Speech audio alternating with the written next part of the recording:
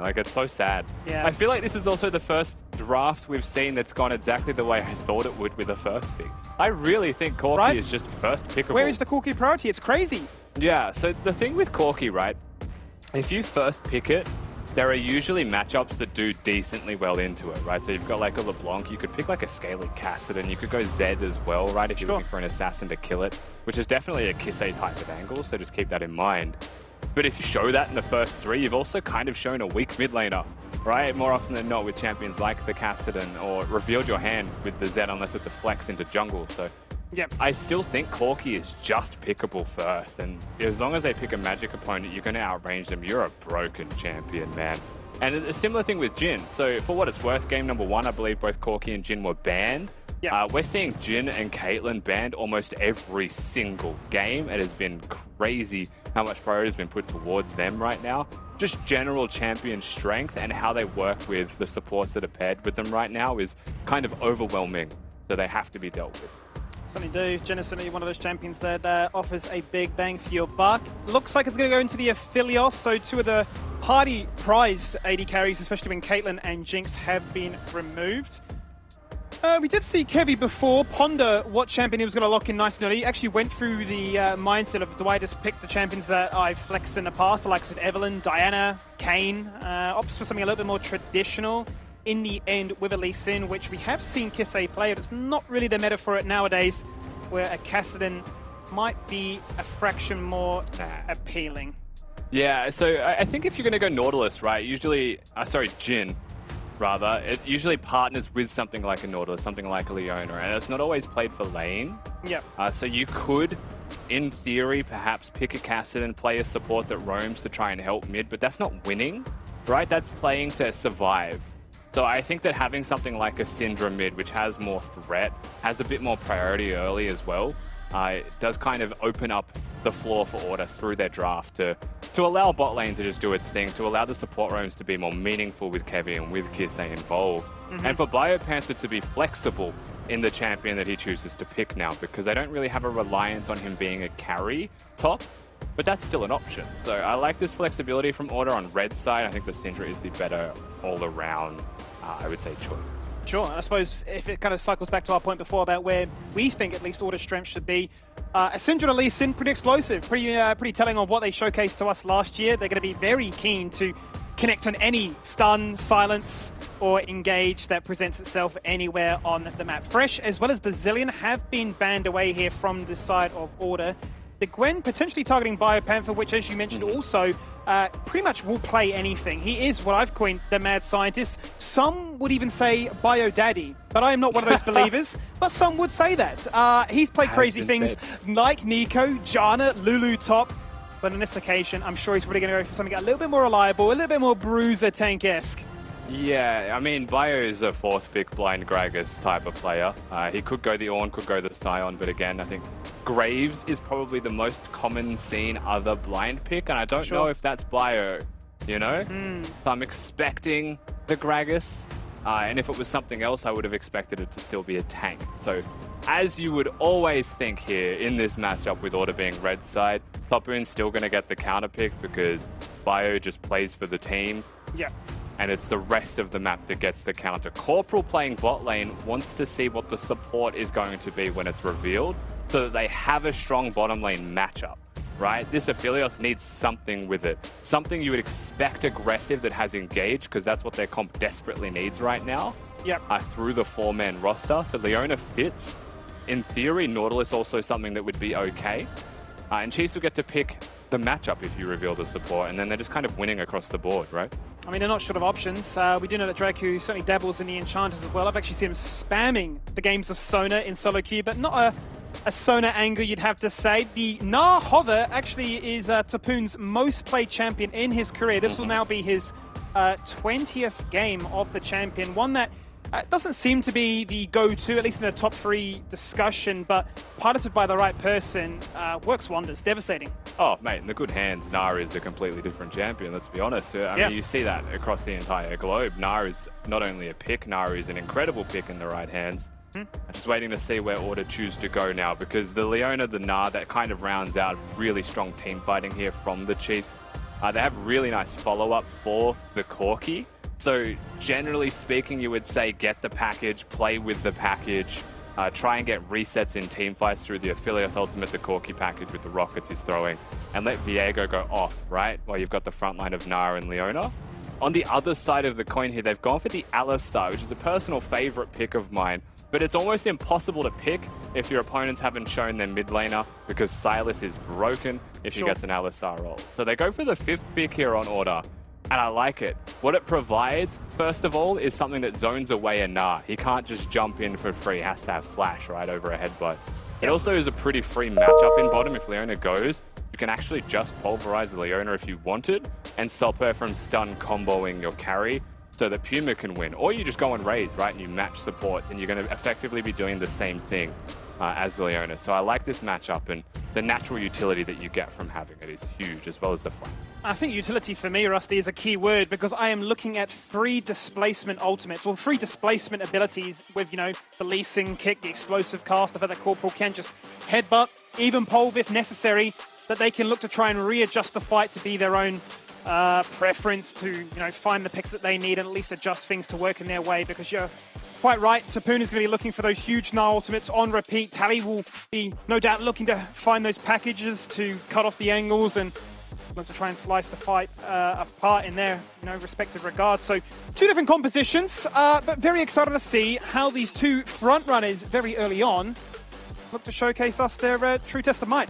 Yeah, and while they might be different comps, they kind of operate in a very similar way. The one major point of difference is probably going to be the double teleports and the threat of side laning coming out of Topoon and Tally as the game progresses. Where I feel like on the order side of the fence here, Gragas is just known for weathering that storm. Might be strong early, but will get outscaled by Gnar in split push, and they are going to be looking for those team fights probably more than anything else. Lots of flank threat, however, coming out of the order team. Still a lot of pick that they can generate, and pretty insane if they get control of the objective before the side of the Chiefs when it comes to that. Well, let's load in for the 3rd time tonight as we kick off opening night here of the LCO 2022. This is the one you've been waiting for. This is a chance for the front runners, as we've coined them, as you, the fans at home, have presented. Let's see how strong they truly are. Chiefs on the left-hand side and Order on the right. And speaking of, let's welcome their coach back onto the broadcast for another year of the LCO in series. Nice, Kevy. Happy to be back. Yeah, it's good to see you, mate. Hopefully the off-season was kind to you. Obviously, a nice, easy, generic question for you, much to your philosophy of last year. I know you had a team beforehand which was very keen to play unique champion picks. With another team that has a lot of those pocket picks at their disposal, would you say your coaching philosophy will have to change? No, I don't think so. I think for the most part, you're just going to let people play to their strengths, and that's generally my philosophy. So, if Bio wants to pull up one day with a Yuumi top, I'm going to let him. Okay. I mean, maybe not that far, but yeah, ultimately, for sure, if things work and they're functional, we get some practice on it and it looks good, they can play whatever they want. Yeah, and it seems to have worked out for you so far. I'm very keen to see, obviously, how this team forms an identity as the split goes on. But as we load into this game and get ourselves ready to rock and roll, much like I said to the other coaches tonight, is there anything you want to say out to Order and LCO fans alike?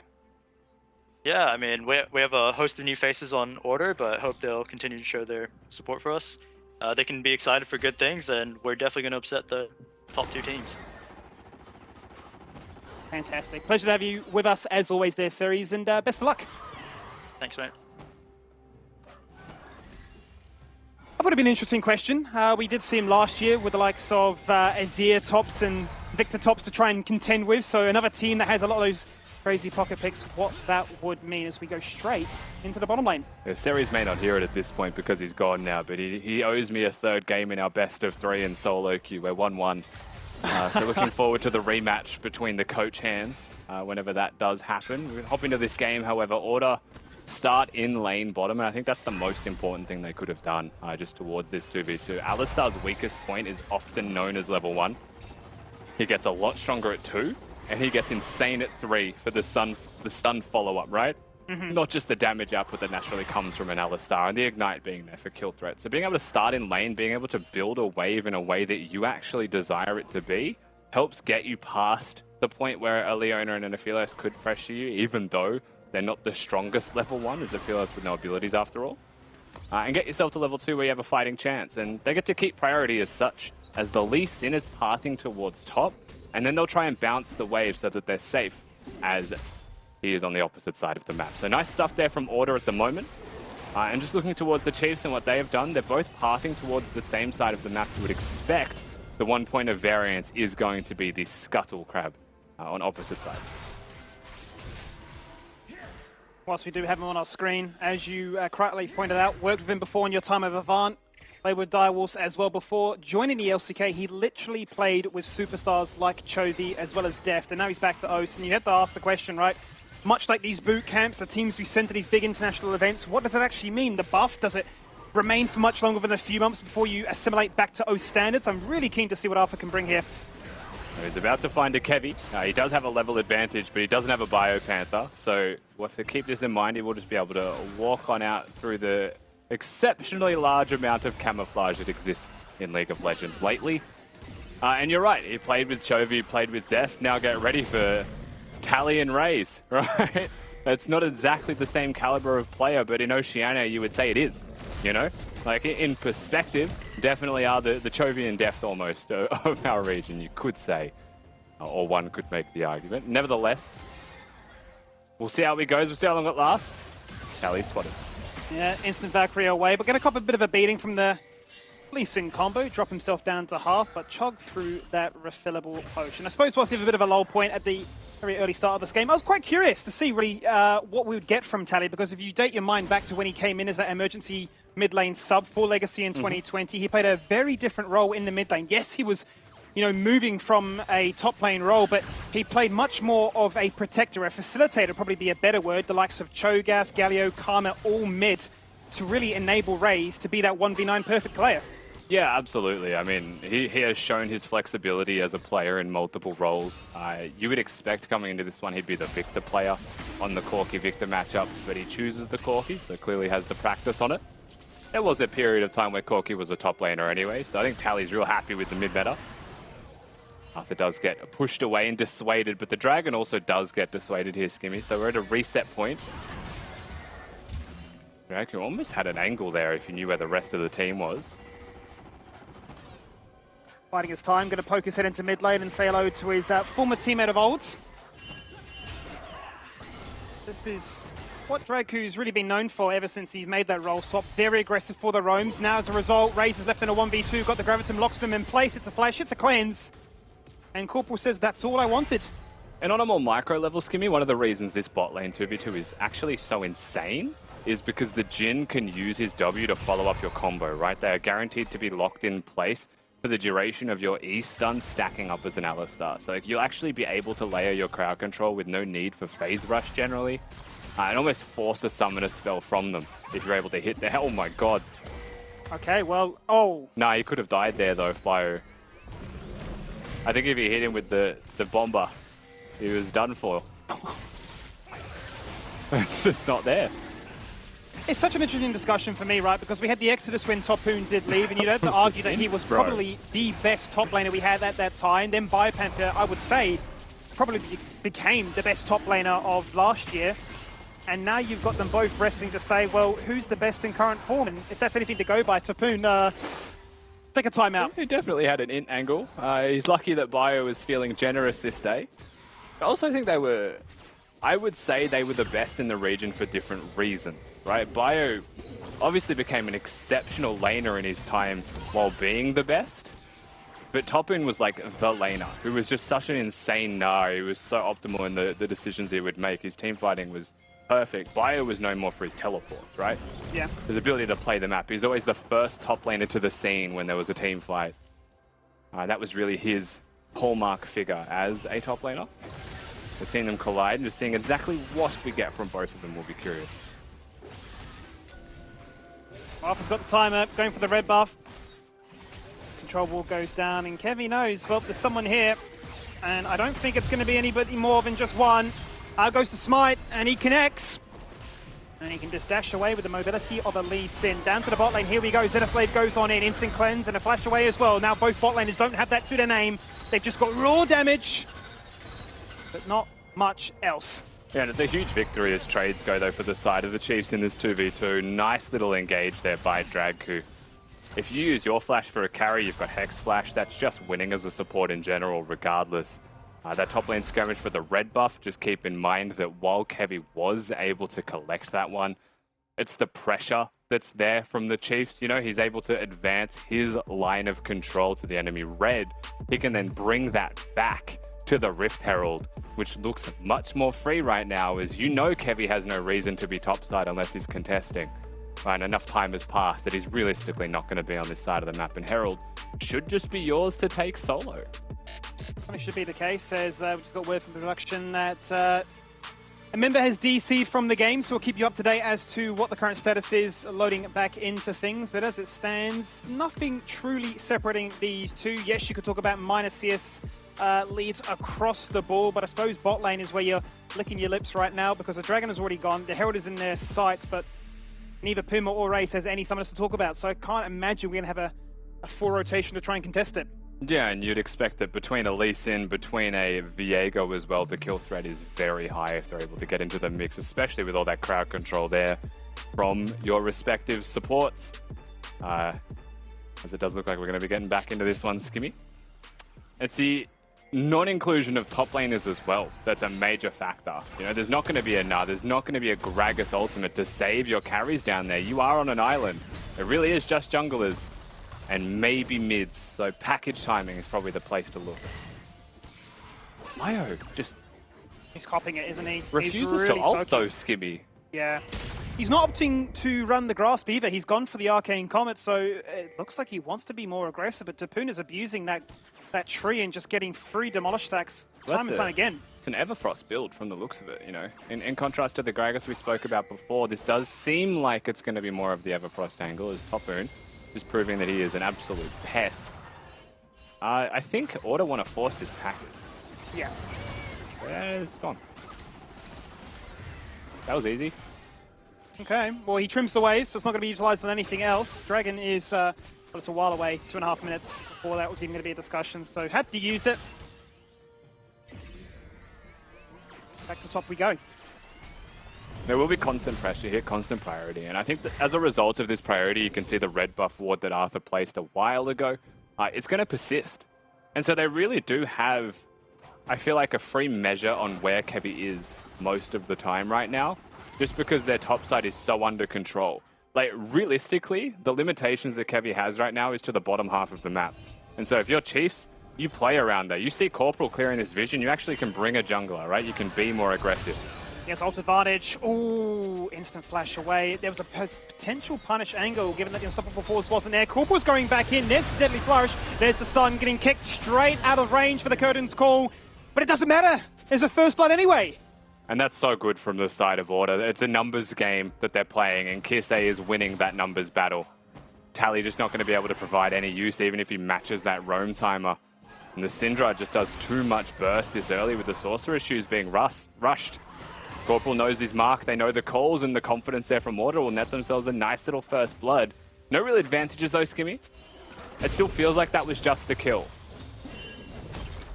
Does feel to be the case, as Topoon is completely ignoring BioPanther's best attempts with limited barter to try and bully him away from this one. Drops him to half, but that's it. Topoon is still very much focused on getting that turret down ASAP. And the biggest victory from that really was the alleviation of pressure down in the bottom lane 2v2. This top lane, like, we are literally pre-14 minutes, we're looking at a turret actually dropping, right? Like, that's how much damage is being done. Bio used his ultimate, so you can see Topoon, even in mini form, is playing with a little bit more reckless abandon. And currently has the most gold in the game. He's farming out of his mind down in this, up in this top lane.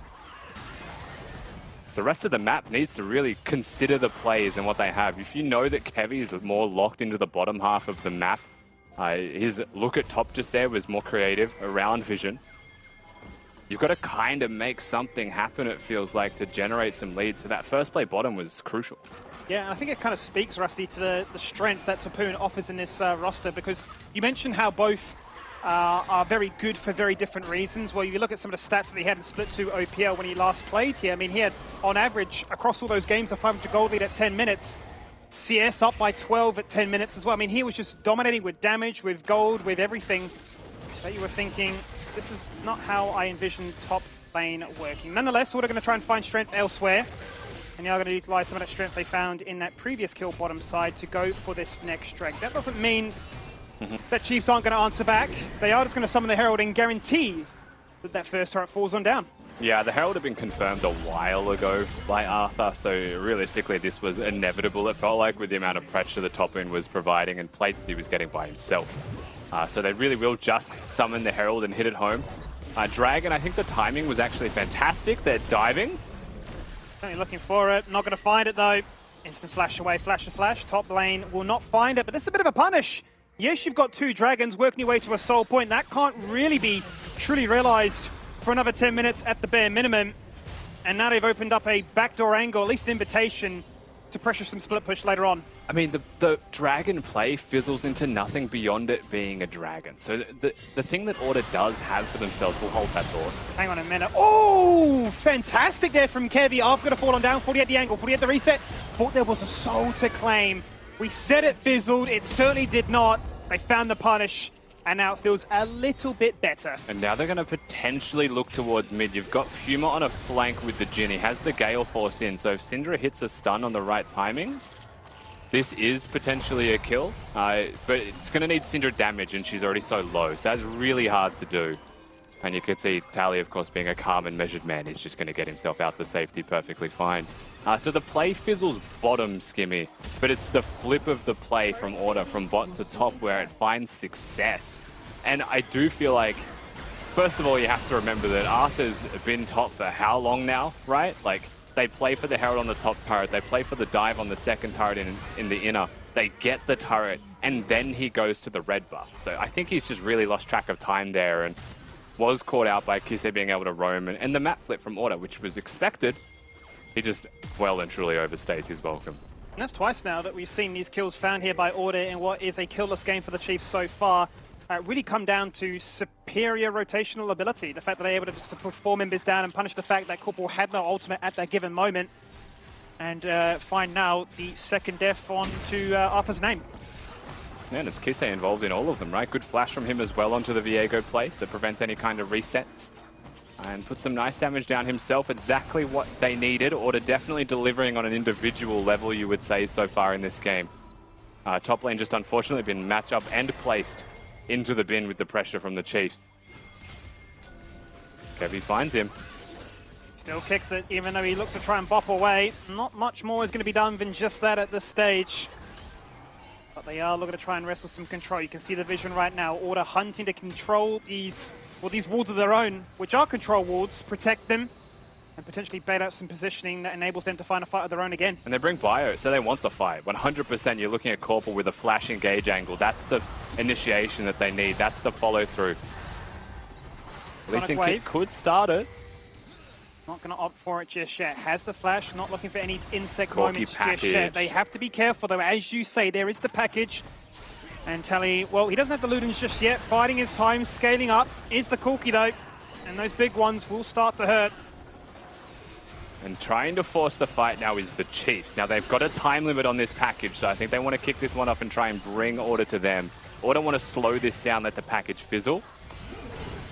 Dragku says it's time to shine. He jumps on through, instantly cuts off that entrance into the jungle as a result. They're standing on the red carpet. It's not Hollywood, but it might be all written in the stars that they're burning, they're falling on down. Both junglers are feeling the pressure.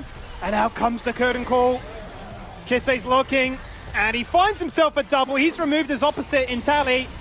And they re-engage back on towards this Herald, which is full health. Kevy cycling through the health, hits the gold drinker and sustains. Bio gets revenge for what was a very rough laning phase, and finally takes out Topoon. And Chiefs are still hunting for that first kill. And they have absolutely slaughtered the Chiefs when it comes to skirmishing, when it comes to team fighting and execution on an individual level, Skimmy. It is 7-0 in kills. And I think this is the first time a real objective has gone their way as a result of a skirmish that has just favored Order. So this is a really big moment for them. Gold gets brought back to effectively 0. We'll see this engage again. It was a big force from the Chiefs. I think we can all admit that. Kevy also kicks Tally away, really just keeping him out of the fight. But the reason this is so good for Order is because they know the package is there, right? They're so cognizant of it existing. And Kevy's flank is threatening Tally. It is almost an impossible situation for him to be. So he has to walk into the jaws of a Jhin ult and try and dodge Cop's BioPanther, and that's all she wrote for the Corki, and the fight as a result. It's Order knowing that they're playing to disengage, to re-engage after, right? It's clear comms from Order. It's the cohesion from a team we said has cohesion. And what was a strong gold lead, despite not having any kills, is fizzling out. Now Order, if a second headbutt goes off and a little bit more success goes their way, they will firmly gain control. Red team's turret has been destroyed. Does have the flash, does have the Gnar, but is soon to go back to mini. And now a third dragon is teasing them. Yeah, so at this point in the game, if Order secure this one, they will be on soul point for an Ocean Soul. Prior to this dragon spawning, you would have actually said Chiefs were still well and truly favored in this game, right? They had so much control of the map. They'd taken so much gold from structures, and in general, they were just stupidly far ahead. And they still are. If you actually look at the reflective gold value in total here from the Chiefs carries, they are still 3 of the top 4. So they are well and truly still in the driver's seat, and this next Drake is something that the Chiefs will be actively looking to fight towards. They should have 2 major items on all of their carries at that point. It's just that Order have kind of purchased themselves an opportunity to fight for a soul skimmy, where that gold lead that was ballooning gets brought back closer to even, you know? Yeah, it feels like they've both had very different ideas of how they want to start things off here, with gold being achieved from laning, from turrets, from those plates as well, but Order are punishing that eagerness to try and play the split push to open up those ideas on the map as opposed to facing them head on. And Look, Cannon, yeah, you don't have to do mid-observers, we know. yes. That's embarrassing. That's how you know the observers play League of Legends, by the way. Even they're upset at the -1. A Cannon cops a zoom in. Yeah, this might be a moment of calm. It's hard to say for certain, right? You've got no Corki package. Baron is up in a minute, but we're only 19 minutes into this one, and I don't think either team really will ever consider rushing it, let alone sneaking it with the comps that they have. I think everyone will be pretty content farming up those second items that we highlighted, especially a Corki composition, just between you and me. The more items that Corki gets, the more obnoxious it's going to be. And the harder a time Kisee has simply existing. He just gets completely outranged. Similar with the Jhin, even though Jhin is an exceptionally long-range champion, it's going to be more about the Ws and the ultimates that outrange the Corki. The bombs will still find you. Package will still hit its mark. And I'm sure that's the growing concern right now is if the Chiefs can hit that point where that becomes relevant, because Order, almost by chance, are fighting now for an Ocean Soul, which would give them Order sustain to potentially weather that storm, that barrage, that late game threat that a Corki is hyped up to be. As soon as the Baron is there, Chiefs are hunting around, seeing what they can find, but I suppose more so than anything now, you're looking to try and say you've established this big top lane dominance. What does this actually mean? Because are you trading out dragons? Baron is there, not the ideal circumstance. You can see Order is still pretty vigilant of him, right? They're still a little bit afraid of that Baron being rushed, and a Viego, a Gnar, and the right weapons, which is what Raes currently has on an Aphelios, can still do it quickly. So due respect will be shown, and due vision will have to be enforced here by Order to try and stop it from just being completely free. But overall, we are still expecting that casual farming moment to continue to happen here. Corki wants level 16, he wants 2 items. Wants to finish off the Ludens if possible, as soon as possible. Gnar also really wants the Steraks to team fight skimming. I think that's a pretty big deal. Lets you be a little bit too aggressive with your engages and get away with it. A little bit squishy just sitting on a Divine Sundra. Yes, you pack a punch, but you don't feel as tanky as you want to be unless that Mega Form is available. He's just going to continue to be a threat on this map and force Order's hand. Has caught them a few too many times so far, to be honest, but is an opportunity for them to buy that time, which seems to be ever so crucial. 90 seconds for that soul point to decide whether or not Chiefs want to contest. They feel like they need to. You'll definitely feel that pressure, and I think 100% you kind of have to. You don't want to give an Ocean Soul over. It is one of the few Dragon Souls that you'll feel very pressured to fight. So the clock continues to tick, a minute 10 till. Scuttlecrab already secured though, some preliminary wards already placed. So across the board, I think both teams are prepped and poised to advance their control in this game, right? To really look towards securing it. And I think Order are going to be the ones that try and do it first. Once again, if you actually look at their comp, it's very similar to the previous games where there's a lot of pick involved. So having a Syndra, having a Jhin able to set up in an area, and also enabling Corporal to have vision down first where he can find the flash angles, you would say that's huge for winning the team fight that would come afterwards. Lots of pressure on now for the Chiefs. There's a lot of pressure on them. Thankfully for them, there is no Chemtech Soul to worry about. That would deny them the vision, the ability to try and run into this portion of the jungle to gain some form of control. Out go the walls. Solar Flare misses again. It's just the slow, but not the stun. Moonlight Vigil connects as well, looking for Kisee, who does have a zone use. I guess they're trying to force that out more so than anything. He's not under any pressure to flash or stasis. And they want to rush it straight away. The teleport's going to get forced here by Kisee as a minimum. And they're also forcing them through a choke point. So this is optimal for a Mega Gnar and for a package. But Chiefs are on a clock. They have like 10 seconds to engage. Yeah, instant TP back there from Kisee. The package has to be used on the Strang to try and burn it on through. It's going to be secured. Alpha Smite steals that one for the fight. And now they take out Kevy. Down for 36 seconds. The curtain goal goes out. Not enough for lethal. 2 kills found. That's the first of this game here for Raes. Still has the Gale Force. Looking to try and execute. Can he find someone low? Flash in from Arthur. Not what he needs. Not the reset he can find, but there are souls now to claim. Health regen and collapse potential. More flashes and more stuns. But Puma on the disengage with a rather crippled Bio. At a 3-for-2 skirmish as the dust settles, right? And it fizzles out into a control for the Chiefs. They'll be really happy with the outcome of that one. And again, right, they were given a window. They have a Corki package for the objective. They have Mega Gnar as the dragon spawns, and they choose to rush it, which is absolutely a fair choice. You don't want to give Order an opportunity for a real engage. And the fact that Kevy tries to steal it actually opens up the floor to a team fight, even with Topoon being a tired mini Gnar, right? No opportunity to return back to Mega. So Kevy just dies. That's resets for Arthur. Corporal's already one hit. No Alistar ultimate is going to save you from that one with the amount of damage that just gets littered onto you.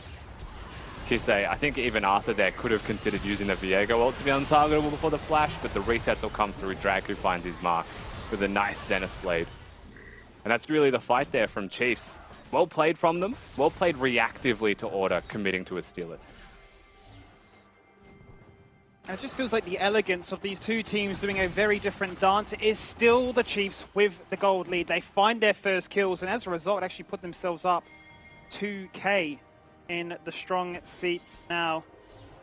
They've got the map pressure. I mean, the early investment was prioritizing turrets, but Order were not able to secure that Ocean Soul that they so desperately desired. And you talked about some of the summoner checks beforehand. Well, a lot of flashes were burnt before. Oh. Okay. It'll be a turret in mid lane, so they'll break the inner turret, but nothing more from it. I think right now, Kisee is one of those Syndras that just throws the stun off cooldown, doesn't usually use Qs prior. So it's becoming a little bit predictable for the dodge hands of the side of Chiefs. And you can see a nice little sidestep there from Raes. Will get himself out to safety, no issues at all. Topoon and Tally. Tally comes in with a TP, not wasting any time to try and rotate through that top half jungle. Looking for Corporal once again. Unstoppable forces there, but he's just getting shredded. The Gatling gun is taking him down. And now Arthur becomes the cow. In comes another TP. Topoon now looking for the angle. Very close to Mega. It's beautiful. It's orchestrated. And it's an ultimate that is not required. Oh, Puma. Oh no, the Solar Flare goes out the wrong bush. But it doesn't matter. You can try and do some alcove gaming, but there is no hiding from death itself. Nowhere to go. It's really tragic for Puma. And you know, the most tragic thing, Skimmy, is that Kevy and Corporal die for his sins. He was the one that was getting hit in mid lane by Topoon. They try and get their AD carry out to safety. It turns out there was going to be 3 kills in the end. Turns out there is also going to be the Baron with it. They get the top wave pushed in. And easy as you'd like, Chiefs turn it on. Right, they hit the accelerator, and this game goes from what was a really even game state back to kind of the direction we thought it was going to go 10 minutes prior, where the Chiefs now have control and a Baron in tow.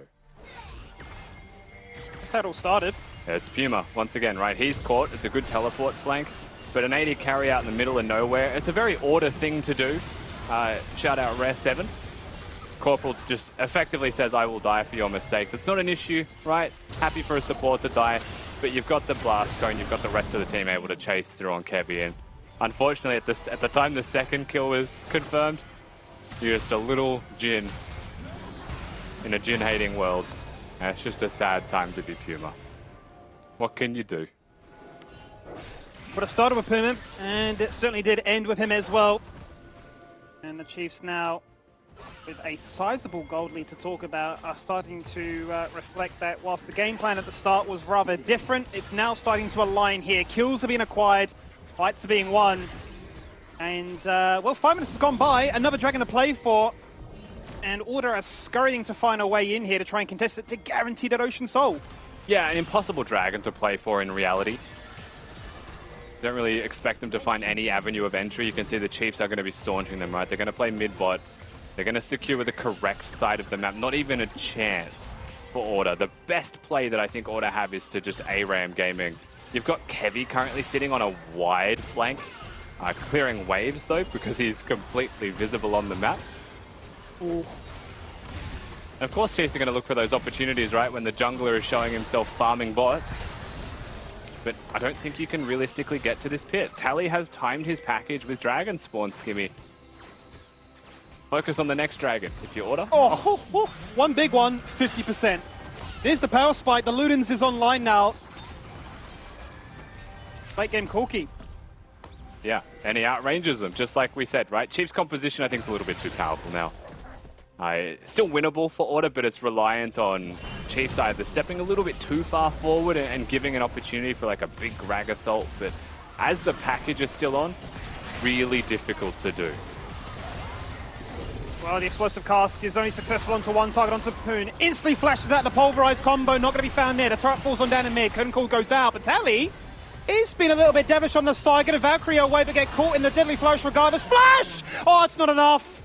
It is not enough. The stun, the damage, and everything that Kisee had to throw at him does connect, and they find that kill. Yeah, Raes is going to use his ultimate there for no good reason. Maybe he was going to find a carry and do more damage than he thought. Just find some tanks. Blue's going to be stolen here as well. Chiefs still coming out on top. But Tally just tries so hard to stop the Jhin from using the curtain call that he forgets about himself for a second, Skimmy. And that is definitely not the place the Corki wants to be. Flashes will secure the Corki's death. Tally's dead. And a bit of time and a bit of space actually purchased by Order. Unfortunately for them, nothing to grab. That's the sad part, right? I mean, these ultimates, or I should say these objectives are synced up. A minute, between the two of them, quite honestly, is a bit of a sad state of affairs that Tally retains the most gold in this game and isn't truly punished with his respawn timer. So they're going to be hunting and hoping that another fight sets itself up in a similar fashion and that they can look to try and bridge this deficit, which is staying strong at 5k. So for Order, I think it's obvious that we could say the Dragon is going to be a point of contention for them. You would expect it in 3 minutes. That's where they will be looking. Chiefs, however, 30 minutes into this one have an exceptional amount of damage between most of their carries. I do think they would need to be pretty much grouped up as 4 if they were going to look for a Baron, but Baron is on the cards. So for Order, once again, it's about picking a side of the map, setting up vision on that side of the map and trying to find an Alistar angle, trying to find a Syndra angle, a Jhin or a Lee Sin, and kick the fight off with a 1-0 head start, you know, get that pick. Easier said than done when you're feeling the pressure of the Chiefs and with how effectively they exert pressure as well, Skinny. Yeah, you can see that on the minimap right now. Not a single outer turret remains. It's just the front door into that base where inhibitors are really looking quite tasty at this stage. Kevy was hoping for an isolated insect, but realizes it's not looking as free as it may have only moments prior. Order might now just turn their attention to fixing some of these waves, clearing out some vision, and setting up for that Baron in shy of 60 seconds now. He was definitely looking... oh, hang on, Topoon needs to be careful. He should survive. Yeah, third one missing means he's definitely going to survive no matter what. I think he was actually looking for a kick on a Raes there, just quietly. Kevy had the flash ready, had the ward hop ready, but it was a Gale Force and a Gravitum weapon, the purple weapon. Really vigilant stuff there from Raes. Make sure there's absolutely zero mistakes to be made, zero opportunities for Order's side. No way back into this game is his goal.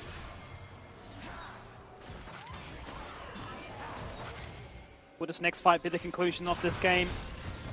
Order now, fresh of a reset, coming with as much power as they can fathom at this stage of the game. They have 2 stasis, actually 3 stasis effects. Top half of their draft, being Kisee, Kevy, and BioPanther have the ability to soak up some damage, reset, and rewind. 3 stopwatches and Azonias right now.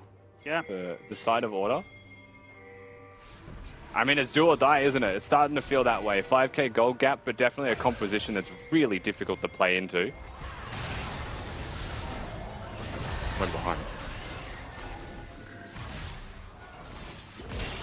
Oh. Ouch. This is Corki Gaming. This is what it looks like. Ever so frustrating to have to deal with, especially if you are grouped up looking to try and find that pick, which they do again onto Topoon. Not the target they're after, but they'll take anything at this stage. Arthur goes in, out of the mist, in with a star, looks for the BioPanther. Gragas is gone. No flash, no cask, no chance to even blink and think. Yeah, it doesn't even get the stopwatch off. Just CC locked into instant death. Well played there from the Chiefs. You can see Topoon going back to base. Has teleport.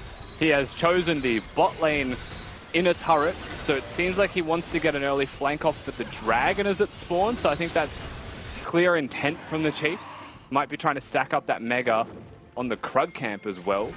So really cheeky stuff here from the Chiefs. I like it. It shows they're not going to give this away. No way. Can they do this quick enough though? That is the question. Arthur's so far away. It's just too much burst. Topoon tries. A cheeky reset behind enemy lines. He's not going to spot that one out, but now they want to try and deny those resets. Can they prevent these backs? In comes the package. Tally. Flight 619 is just popping his head in and saying, hello, I am your pilot tonight, but I'm not going to find much more than that. The mobility is good. The flash, not an overreach. They're just going to trade buffs. Ocean Soul for Baron. Yeah, Tally realizing the headwind a little bit too strong there, and that would have been an extreme int angle if he ever actually committed to that one any more than he did. Just a cheeky toga there for Tally. And I like the pressure from the Chiefs. I think they just mistime it. Maybe they overestimate how much damage they'll do to the Baron, but realistically, they've given away an Ocean Soul with the intent to fight for it. Just done so quickly by Order, of course, there as well.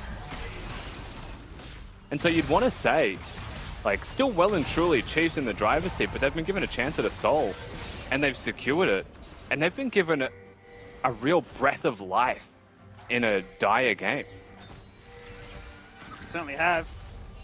Ocean Soul is going to pack a big punch right now, going to weather the storm, give them some much-needed lifesteal to couple with what they already have, especially for Puma here, in a champion and a build that doesn't usually go down that avenue. Yeah, it's only partly true though. So Ocean Soul taking effect on dealing damage means they still have nothing to deal with Tally. You know, they still don't really have any avenue of attack for this unstoppably large Corki that has been seeing bans for good reason. It's all about the engage, right? It's all about the regeneration during combat, I think, for Order's composition. Bar Puma, who does get some value. Here begins the crunch though, Rusty. 2 waves synced up quite nicely. A 1-4 split with Topoon sat in the top side right now. Both of them have their flashes available, as does the rest of this map. Bar Kevy right now. Insect is not an avenue. Agros to Soliflare doesn't connect again, but enough to zone him away. Mid inhibitor will fall on down. Checking with top side.